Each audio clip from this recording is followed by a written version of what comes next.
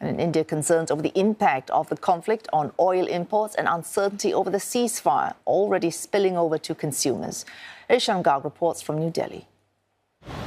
After the United States announced a ceasefire, the prices of crude oil started dropping, a relief for businesses and consumers alike in India. But the uncertainty over the future of the region that supplies just under half of India's total oil is still a cause of concern for many.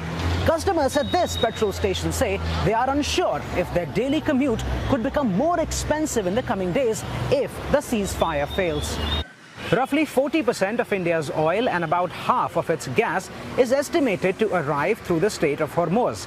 As a country that imports more than 80% of its fuel from abroad, a blockade, a slowdown in procurement, or a sustained conflict in the region could push prices up. Our oil prices are going to go up, commodity prices are going to go up, food inflation will happen.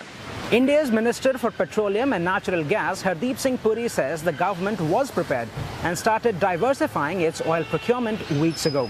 Reports say Indian refiners started stocking up on reserves before the ceasefire was announced, reducing oil purchases from the Middle East and pivoting towards India's old ally, Russia.